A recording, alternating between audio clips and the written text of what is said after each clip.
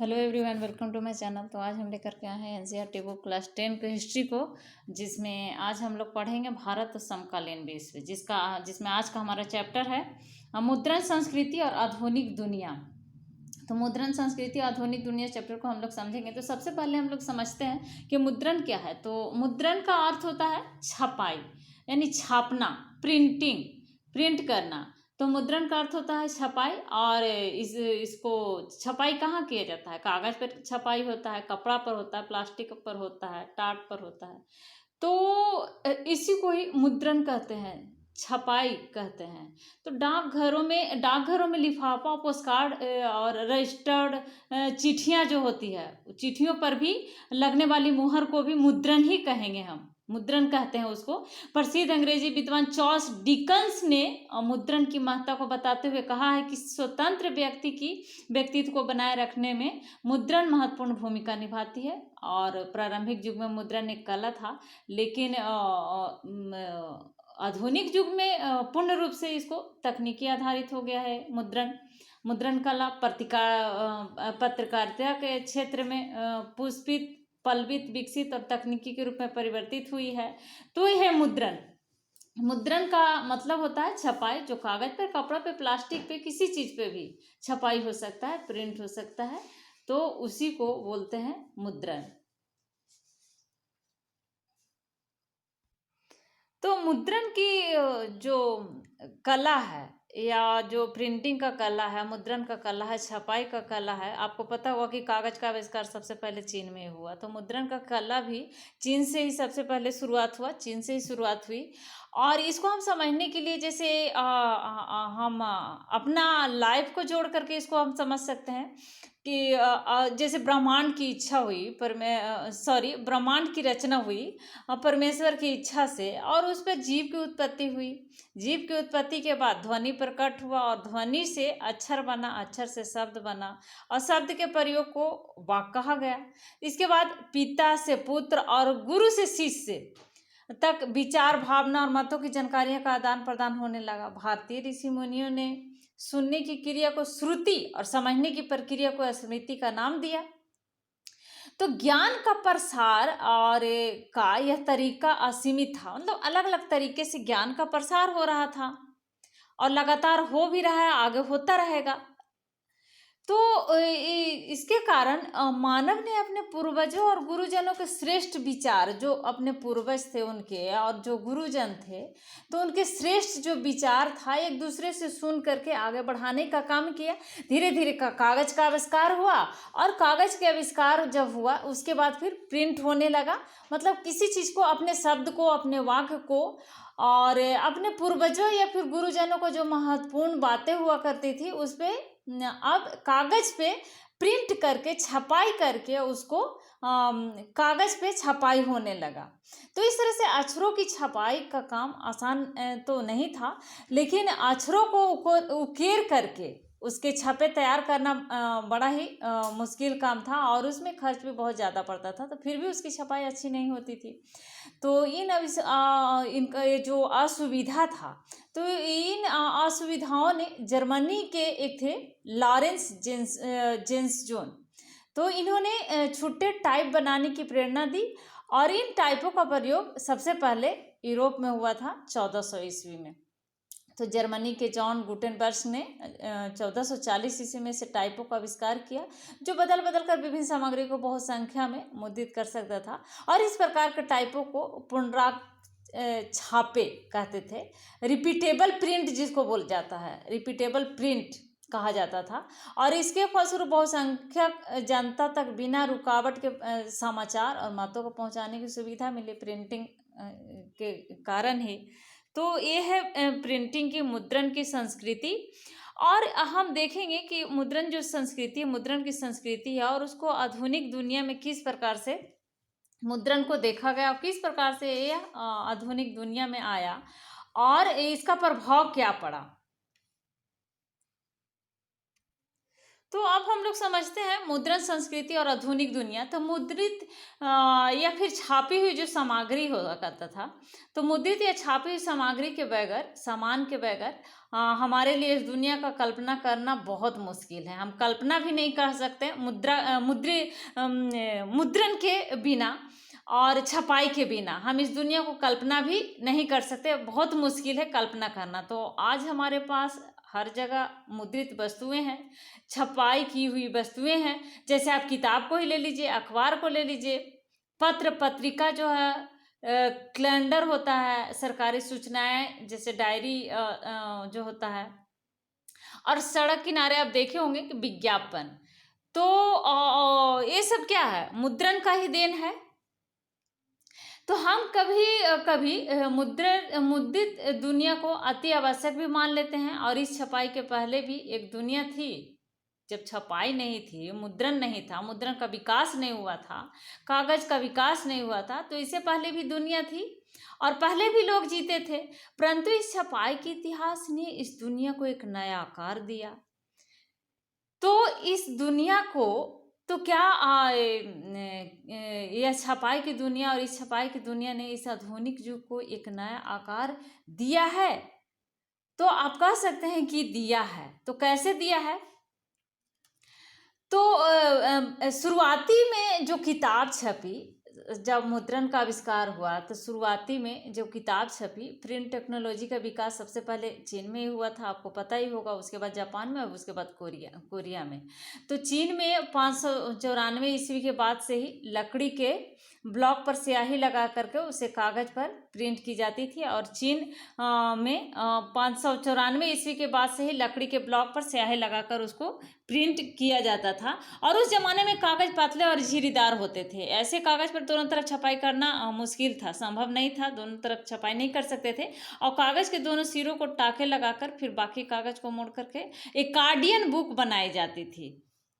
तो उस जमाने में जो किताब हुआ करती थी, वो विद्यार्थी जो पढ़े लिखे लोग थे, जैसे विद्यार्थी जो पढ़े लिखे लोग वही पढ़ते थे। जो पढ़ा लिखा नहीं है वो सुन करके और उसको सुनते थे। जो पढ़ा लिखा हुआ करता था वो पढ़ता था, और जो पढ़े लिखे नहीं हुआ करते थे वो सुनते थे और सुन करके ज्ञान को प्राप्त करते थे।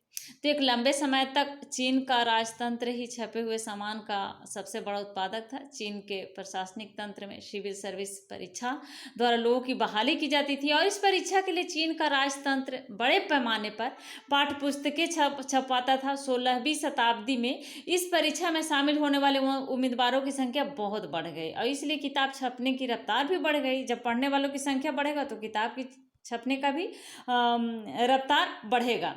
तो 17वीं सदी तक चीन में शहरी परिवेश बढ़ने के कारण छपाई का इस्तेमाल छपाई का जो इस्तेमाल था कई कामों में होने लगा। अब छपाई केवल बुद्धिजीवियों या फिर अधिकारियों तक ही नहीं सीमित था।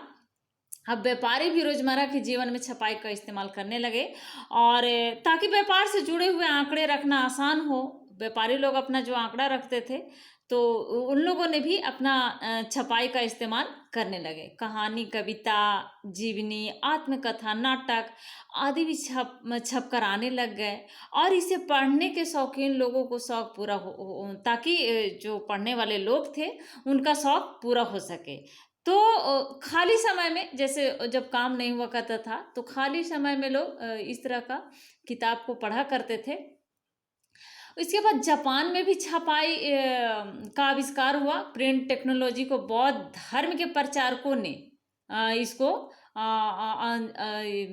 जापान में लाया, और बौद्ध धर्म की किताब डायमंड सूत्र को जापानी भाषा की सबसे पुरानी किताब माना जाता है। और उस समय पुस्तकालयों और किताब की दुनिया में हाथ से छपी किताबें और अन्य सामग्रियां भरी होती थी। तो किताबें कई विषयों पर उपलब्ध थी, जैसे महिलाएं पर भी किताबें उपलब्ध थी, वाद्य यंत्र पर, गणना पर, और चाय समारोह पर, फूल सज्जा, शिष्टाचार, पाक कला, प्रसिद्ध स्थल। तो इस प्रकार से मनोरंजन का किताब भी छपा हुआ करता था, मनोरंजन का किताब। और गद्य पद में भी, कविता के माध्यम से भी लोग उसको पढ़ने की कोशिश किए, तो कविता भी उसमें छपी हुई होती थी। तो कई एक तरीके से लोग इसमें से जुड़ने लग गए और इसको पढ़ने लग गए और पसंद करने लगे। उसके बाद यूरोप में मुद्रण का आविष्कार हुआ। मुद्रण जब यूरोप में आया तो 11वीं सदी में चीन से यूरोप में रेशम मार्ग के जरिए, जो रेशम मार्ग था, पिछले वाले चैप्टर में हम लोगों ने पढ़ा, आधुनिकीकरण का युग चैप्टर में, कि रेशम मार्ग से रेशम का कपड़ा को लाया जाता था और रेशम का कपड़ा का बहुत बड़ा मांग था। तो जो रेशम मार्ग था उसके जरिए चीन से यूरोप में 11वीं सदी में कागजे का भी आयात हो रहा था। जैसे जैसे यूरोप में कागज आने लगे, वैसे वैसे वहाँ पर मुंशियों के द्वारा पांडुलिपियाँ लिखी जाने लगी। लोगों ने जिसे बहुत पसंद किया, जिसकी वजह से सब, जब मार्को पोलो नामक महान खोज यात्री जो थे, मार्को पोलो खोज यात्री थे, 1295 ईस्वी में चीन से लौटा, तो अपने साथ ब्लॉक प्रिंटिंग की जानकारी लेकर आया था। ब्लॉक प्रिंटिंग के बारे में आपको पता होगा, जानकारी होगा। तो ये मार्को पोलो ने ही अपने साथ लेकर के आए थे ब्लॉक प्रिंटिंग को, जानकारी लेकर के। और इस तरह से इटली में भी प्रिंटिंग की शुरुआत हुई। उसके बाद प्रिंट टेक्नोलॉजी यूरोप के अन्य भाग में फैल गया। उस जमाने में कागज़ पर छपी हुई किताबों को सस्ती चीज़ समझा जाता था और हेय दृष्टि से देखा जाता था। तो इसलिए कुलीन और रईस लोग जो हुआ करते थे, जो अमीर लोग हुआ करते थे, उनके लिए किताब छापने के लिए बेलम का इस्तेमाल होता था। तो बेलम है क्या? बेलम चमड़े से बनाया जाता था बेलम, और पतली सीट की तरह होता था बेलम।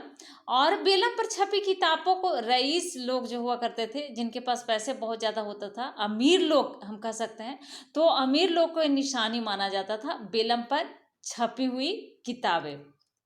बेलम क्या है? चमड़े से बनाया जाता था बेलम को, पतली सीट की तरह होता था। 15वीं सदी के शुरुआत तक यूरोप में तरह तरह के सामानों पर छपाई करने के लिए लकड़ी के ब्लॉक का जमकर इस्तेमाल होने लगा और इसे हाथ से लिखी हुई किताबें लगभग गायब हो गई थी धीरे धीरे। तो इस तरह से गुटेनबर्ग के पास हर वह जरूरी ज्ञान था जिसके इस्तेमाल उसे प्रिंटिंग टेक्नोलॉजी को और बेहतर बनाया। गुटेनबर्ग ब्रिटेन में भी टेक्नोलॉजी का मुद्रण टेक्नोलॉजी का विकास हुआ। गुटेनबर्ग के प्रिंटिंग प्रेस ने इस क्षेत्र में क्रांति ला दी। गुटेनबर्ग की किसी व्यापारी के बेटे थे। अपने बचपन से ही उन्होंने जैतून और शराब की प्रेस देखी थी। तो उसने पत्थरों पर पॉलिश करने की कला भी सीखी थी और उसे सोने के जेवर बनाने की भी महारत हासिल की थी। और वह लेड के सांचे भी बनाता था, जिसका इस्तेमाल सस्ते जेवरों को ढालने के लिए किया जाता था। तो इस प्रकार से देखा जाता है कि मुद्रण का जो संस्कृति है, मुद्रण का जो विकास हुआ, पूरे यूरोप में धीरे धीरे फैल गया। तो मुद्रण क्रांति और उसके प्रभाव कैसा रहा? तो प्रिंट टेक्नोलॉजी के आने से पाठकों का एक नया वर्ग का उदय हुआ और अब आसानी से किसी भी किताब को अनेक कॉपी बनाई जा सकती थी, इसलिए किताबें सस्ती हो गई। पहले किताब बहुत महंगा हुआ करता था, तो सबके पास नहीं हुआ करता था, सबके बस की बात नहीं हुआ करता था किताब खरीद करके पढ़ने का। गरीब लोग किताब को खरीद नहीं पाते थे और पढ़ नहीं पाते थे। तो अब किताब सस्ता हो गया और किताब सस्ता होने के कारण सभी लोग के पास किताबें पहुंचना शुरू हो गई। तो जब सस्ती हो गई तो लोगों को पढ़ने की संख्या भी बढ़ने लगा और इसका काफ़ी मांग बढ़ने लगा। तो इस प्रकार से पाठकों को बढ़ती संख्या को संतुष्ट करने में काफ़ी मदद मिली प्रिंटिंग से। और अब किताबें समान लोगों की पहुंच में आ गई। इससे पढ़ने की एक नई संस्कृति का भी विकास हुआ। और 12वीं सदी के यूरोप में तो साक्षरता का स्तर काफ़ी नीचे था। प्रकाशक ऐसी किताबें छापते थे जो अधिक से अधिक लोगों तक पहुंच सके। लोकप्रिय गीत के रूप में छापते थे, लोक कथाएं के रूप में, और अन्य कहानियों को इस्तेमाल किया जाता था। और कहानियों को इसलिए छापा जाता था ताकि अनपढ़ लोग भी उन्हें सुनकर ही समझ सके। पढ़े लिखे लोग इन कहानियों को उन लोगों को पढ़कर सुनाते थे जिन्हें पढ़ना लिखना नहीं आता था। तो जिनको पढ़ना लिखना नहीं आता था तो उनको पढ़े लिखे जो लोग हुआ करते थे उनको इस कहानियों को या फिर जो कविता हुआ करता था उसको उन लोगों ने पढ़ करके सुनाते थे। तो इस प्रकार से जो पढ़े लिखे लोग नहीं थे वो भी जानकारी उनका भी वो भी अपना ज्ञान प्राप्त करने लगे। इसके बाद प्रिंट के आने से नए तरह के बहस और विवाद को अवसर मिलने लगा। धर्म की कुछ स्थापित मान्यताओं पर सवाल उठने लगा। पुरातन पंथी लोगों को लगता था कि इससे पुरानी व्यवस्था के लिए चुनौती खड़ी हो रही है। ईसाई धर्म की प्रोटेस्टेंट क्रांति भी प्रिंट संस्कृति के कारण ही संभव हो पाई थी। धार्मिक मान्यताओं पर सवाल उठाने वाले जो विचार थे, तो नए विचारों से रोम के चर्च को परेशानी होने लगी और 1858 के बाद तो चर्च ने प्रतिबंध ही लगा दिया, किताब पर प्रतिबंध लगाना ही शुरू कर दिया। तो और लेकिन जब मुद्रण का विकास हुआ, प्रिंटिंग का विकास हुआ, किताब छपने लगे, तो पढ़ने का जुनून भी लोगों में आने लगा। 17वीं और 18वीं सदी में अगर हम देखें तो 17वीं और 18वीं सदी में यूरोप में साक्षरता के स्तर में काफ़ी सुधार हुआ। जो साक्षरता का स्तर बहुत कम था उसमें सुधार हुआ। 18वीं सदी के अंत तक यूरोप के कुछ भागों में साक्षरता का स्तर तो 60 से 80% तक पहुंच चुका था। साक्षरता बढ़ने से के साथ ही फेरी वालों को बहाल करते थे और ऐसे फेरी वाले गांव में घूम घूम करके किताबें बेचा करते थे। पत्रिकाएं हो गया, उपन्यास हो गया, पंचांग हो गया, तो इन सबको फेरी वालों उन्हें गांव में जा करके घूम घूम करके बेचा करते थे। और छपाई के कारण वैज्ञानिकों और तर्कशास्त्रियों ने नए विचारों और कुछ नई खोज हुआ करता था, सामान लोगों तक आसानी से पहुंचा पाते थे। तो किसी भी अन्य आइडिया को अब अधिक से अधिक लोगों के साथ बांटा जा सकता था, जो भी आइडिया हुआ करता था। तो ये प्रिंटिंग का ही, मुद्रण का ही देन है। और ये इसका प्रभाव आधुनिक दुनिया पर बहुत ही पड़ा। जैसे प्रिंट संस्कृति और फ्रांसीसी क्रांति, इस पर भी प्रभाव पड़ा मुद्रण का। कई इतिहासकारों का मानना है कि प्रिंट संस्कृति ने ऐसा माहौल बनाया जिसके कारण फ्रांसीसी क्रांति की शुरुआत हुई। और इसमें कुछ कारण थे, जैसे कि प्रिंट के कारण ज्ञानोदय के विचारों को, यानी ज्ञान का जो विचार था उसका उदय हुआ और लोकप्रिय हुआ। तो इन विचारकों ने परंपरा, अंधविश्वास और निरंकुशवाद की कड़ी आलोचना की। जैसे बाल्तियर और रूसो का नाम आप लोगों ने सुना होगा। तो बाल्तियर और रूसो का जो ज्ञानोदय का अग्रणी, इनको ज्ञानोदय का अग्रणी विचारक माना जाता है। तो प्रिंट के कारण संवाद और वाद विवाद की नई संस्कृति का जन्म हुआ और अब आम आदमी भी मूल्यों, संस्थाओं और प्रचलनों पर विवाद करने लगे। और अब आम आदमी स्थापित मान्यताओं पर सवाल करने लगे थे। 1780 के दशक आते आते ऐसा साहित्य की बाढ़ आ गई थी जिसमें राजशाही का मखौल उखाड़ जाने लगा और उनकी नैतिकता की आलोचना होने लगी। प्रिंट के कारण ही राजशाही की ऐसी छवि बनी जिसे यह दिखाया गया कि आम जनता की कीमत पर राजशाही के लोग विलासिता करते थे। तो इस प्रकार से हम नेक्स्ट वीडियो में देखेंगे कि 19वीं सदी में प्रिंटिंग का प्रभाव किस प्रकार से पड़ा और उसका क्या असर पड़ा लोगों के जीवन में या फिर लोगों पर। तो नेक्स्ट वीडियो में देखेंगे। तो अगर अभी तक आपने इस चैनल को सब्सक्राइब नहीं किया है तो प्लीज़ इस चैनल को सब्सक्राइब करें, लाइक करें एंड शेयर करें। Thank you.